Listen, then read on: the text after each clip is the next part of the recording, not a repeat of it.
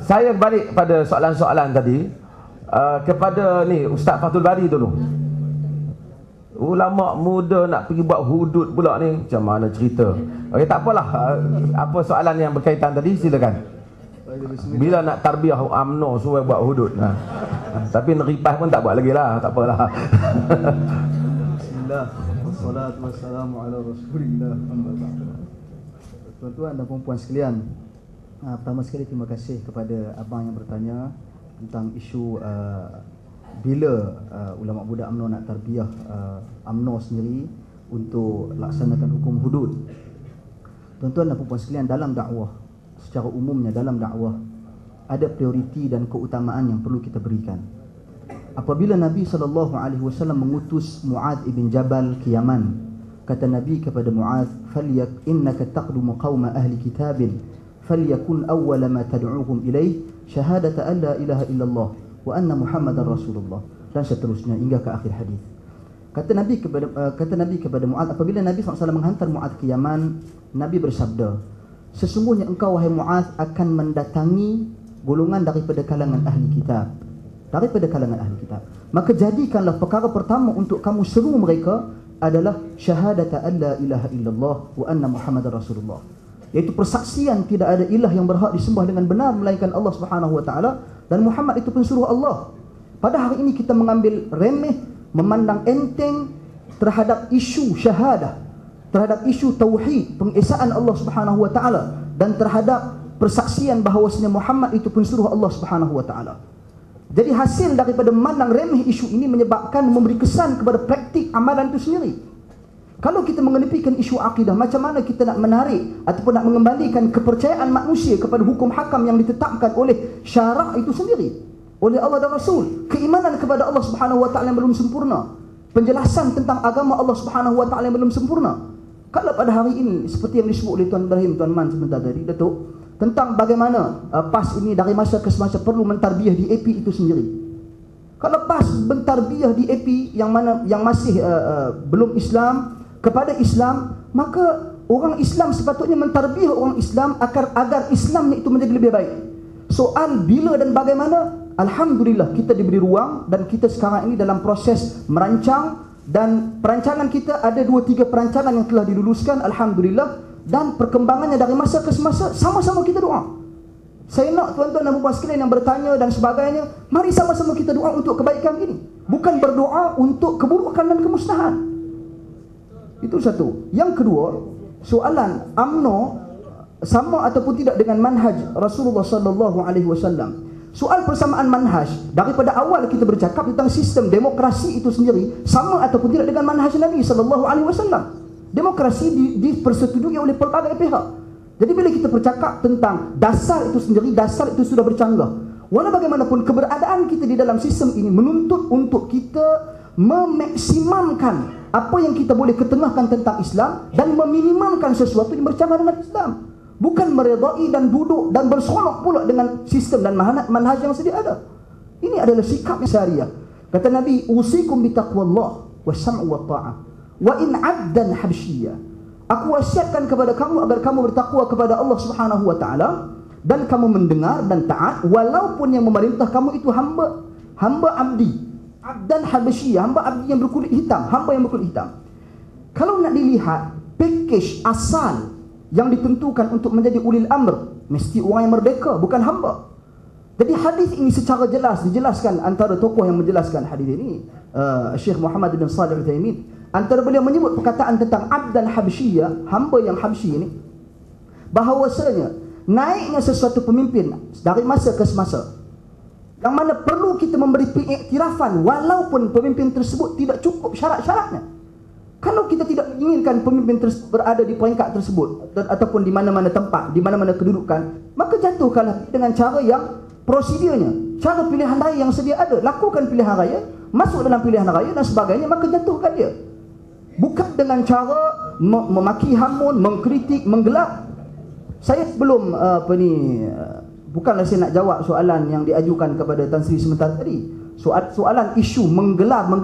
Allah Subhanahu wa taala sebut di dalam Al-Quran, tuan-tuan dan puan sekalian, wala tanabazu bil alqab, Jangan kamu menggelar antara satu dengan yang lain. Kalau gelaran tersebut tidak diredai oleh orang yang digelar, maka kita termasuk di dalam ayat tersebut. Kalau sekiranya gelaran tersebut diredai, contoh kalau kita masa kecil orang gelar, dia ni mangkuk ayun kata contoh, dia reda orang gelar di mangkuk ayun, maka gelaran itu tidak menjadi masalah. Tetapi masalah gelaran-gelaran pada hari ini yang dilabelkan sudah tentu tidak diredai. Contoh ulama ataupun ilmuwan yang menyertai UMNO lah katakan, dia gelar ulama upahan. Jadi gelaran-gelaran seperti ini subhanallah datang daripada manusia yang seiman dengan kita, yang seakidah dengan kita. Apabila mereka bercakap tentang politik, mereka bercakap dengan penuh kepentingan. Jadi bertakwalah kepada Allah Subhanahu wa taala. Wallahu a'lam. Berikutnya ialah soalan pada Tan Sri berhubung tadi gelaran setan. Dan ini ringkas Tan Sri jawab. Dan kemudian tentang takbir. Saya ingat Tan Sri bergurau tadi tapi dah tanya, jawab juga lah. Dalam Quran kata innama yuridu syaitan ayyuqa bainakumul adawata wal baghdha. Jadi dia banyak. Syaitan kerja dia nak membagikan kita berkelahi, benci sama kita. Jadi bila bergelam-gelam melahirkan kebencian. Itu saya kata syaitan. Syaitan lah suruh dia jadi syaitan. Bila kita buat yang disuruh syaitan, kita syaitan lah. Macam kita puasa sekarang. Tuhan dah tangkap syaitan.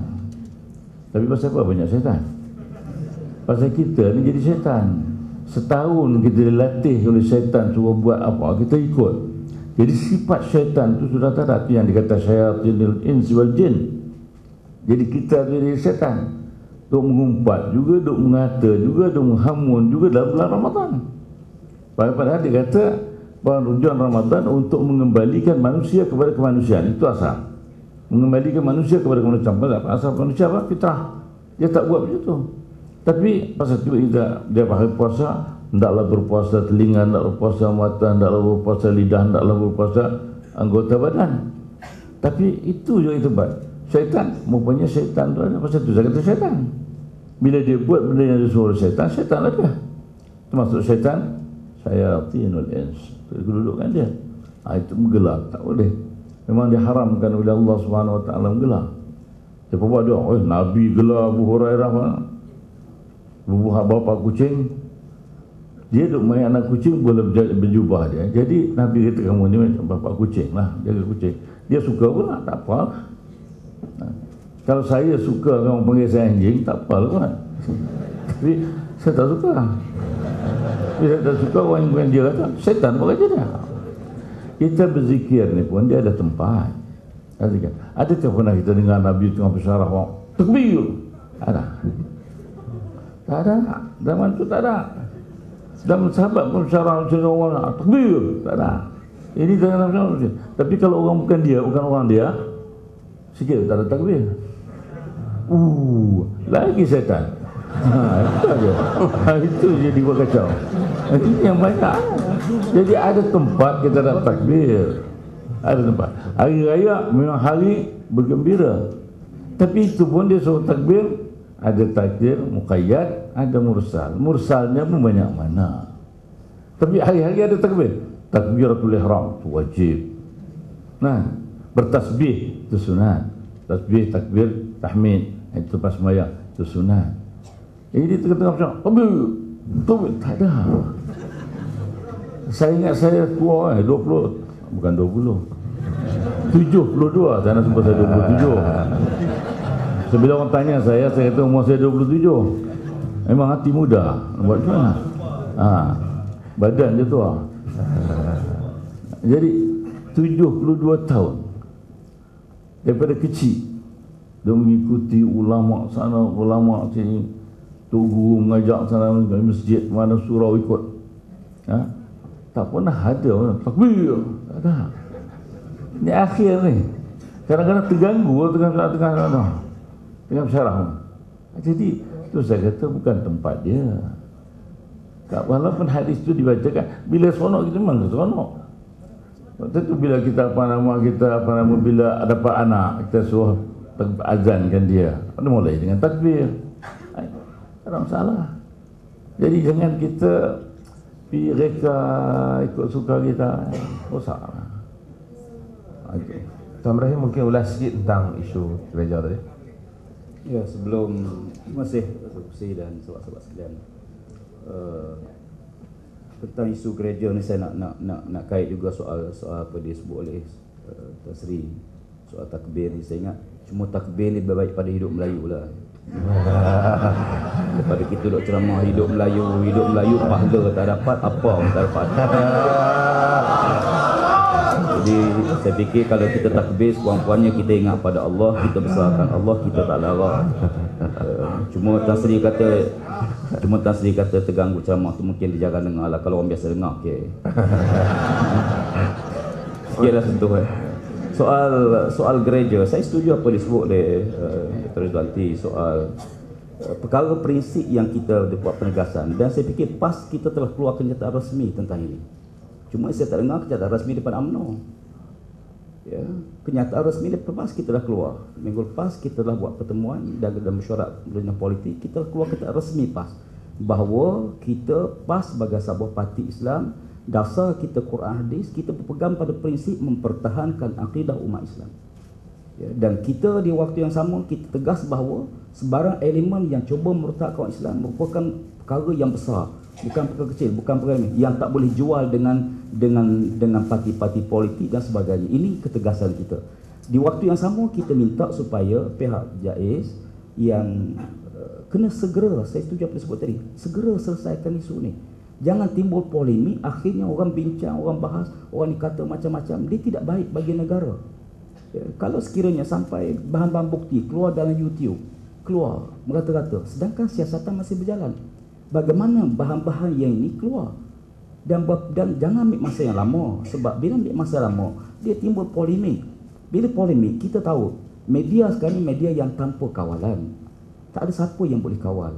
Bila kita boleh mengawal media, akhirnya polemik itu akan menjadi satu benda yang negatif. Keputusan PAS Pusat, kita minta supaya JAIS segera selesaikan isu ni. Kalau perlu pendakwaan, kita buat pendakwaan. Kita tak mau jadi macam isu klip video Datuk Seri Anwar. Ya. Pihak polis kata kesihatan dah selesai, dokumen dah lengkap, semua dah tahu. Dakwa lah. Kenapa sampai keluar dalam YouTube, orang semua tengok, bagi sana orang komen macam-macam. Dan komen-komen ini kadang-kadang komen yang melanggar hukum syarak, yang kita tak pernah tengok, kita tak pernah hadir, tiba-tiba kita buat tuduhan. Saya secara peribadi, satu hari saya pergi ceramah dengan beliau, sampai tepi jalan, mereka tahan, tak tahu apa yang dia ucap. Hei pelewat, hei pelewat, hei pelewat. Semua orang dalam keadaan begini, kalau kita rujuk kepada kitab-kitab muktabar, tuduhan tersebut kita tak tengok, tak ada saksi, tak boleh. Ini soal maruah. Saya setuju apa disebut oleh Sri. Jadi kalau dalam isu JAIS, saya fikir perlu segera, jangan lewat sangat. Sebab tu pas kita ambil pendirian, kita dengar maklumat, kita nak jumpa dengan JAIS untuk dapat maklumat. Sebab sekarang ni isunya bercanggah. Pihak gereja kata lain, pihak JAIS kata lain. Ya. Dalam buat hukum, kita tak boleh dengar satu pihak kemudian kita tengok hukum dia. Kita dengar dua-dua pihak, kita duduk, kita bincang, dan yang terbaik dengan ketenangan kita untuk selesai, bukan timbul polemik. Polemik tak baik bagi sebuah negara. Ya, wallahualam. Saya ingat gulung terus lah, pasal masa kita tak Tan Sri pun ada urusan yang lain pada pukul 1 ni.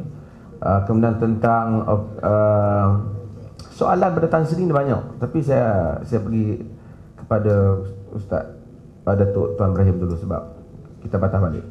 Jadi macam mana ulama ni patut duduk dalam PAS ke, patut duduk luar PAS ke, patut duduk dalam UMNO ke? Kita jawab soalan yang tadi daripada Manchester tu. Ada dua soalan sebenarnya. Yang bertanya, saya kira yang paling jauh dari ini datang soalan itu. Yang penting pada ulama itu ialah ketegasan, bukan kekerasan. Ketegasan ulama itu di mana dia berada tak apa, tapi yang penting dia mesti tegas dengan prinsip-prinsip Islam dan mesti berani menyatakan kebenaran, sebab itulah harapan rakyat kepada ulama.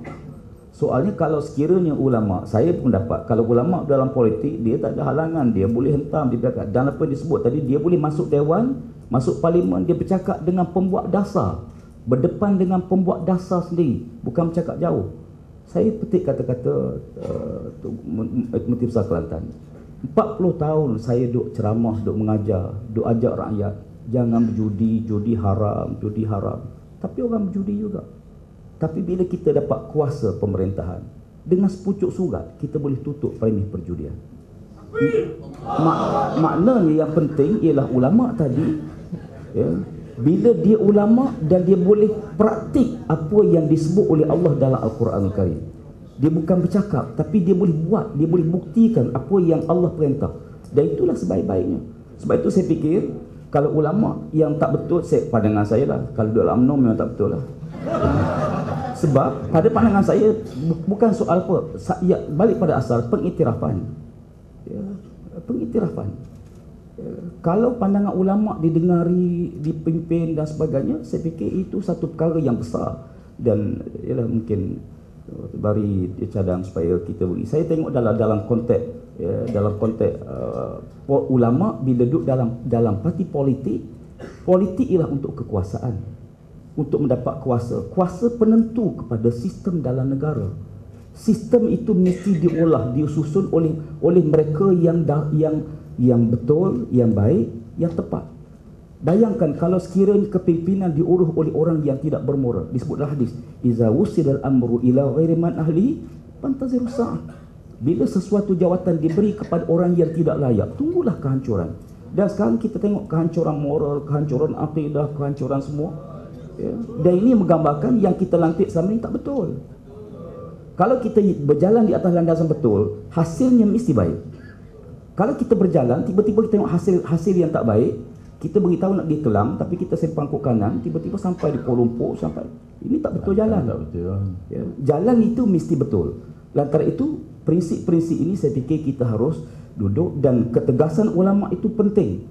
Sebab sinfani minan nas, iza salaha salahan nas. Dua golongan, kalau baik dua ni baik, al ulama wal umara.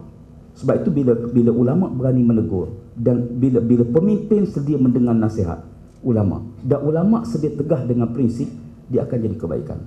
Saya satu hari Harun al-Rashid, dia rasa jauh dengan Allah Subhanahu Wa Taala. Ya. Kemudian dia pergi ke rumah Fudail bin Iyad untuk dapat nasihat daripada Fudail. Ya. Lalu dia panggil seorang menteri pengiring, mengiringi beliau. Ya. Fudail bin Iyad, dia nampak kedatangan khalifah pada waktu malam. Dia padam semua lampu dalam rumah dia, dan dibuka pintu luas. Tatkala mana Harun al-Rashid sampai, lalu dalam kegelapan mereka bersalam. Tatkala mana Fudail bin Iyad bersalam dengan tangan Harun al-Rashid, dia rasa lembut tangan khalifah. Apa dia kata?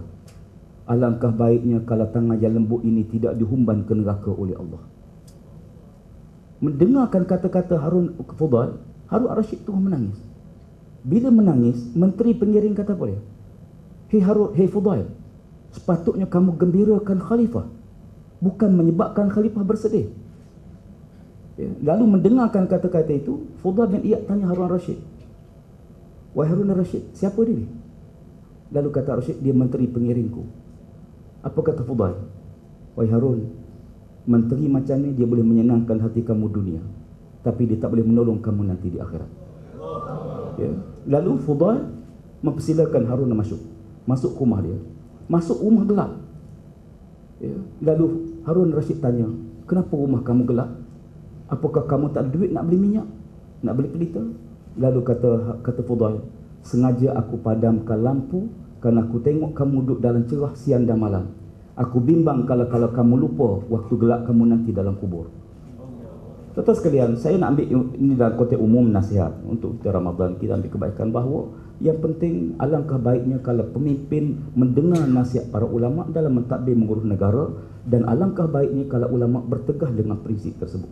Ya, wallahu a'lam. Terima kasih.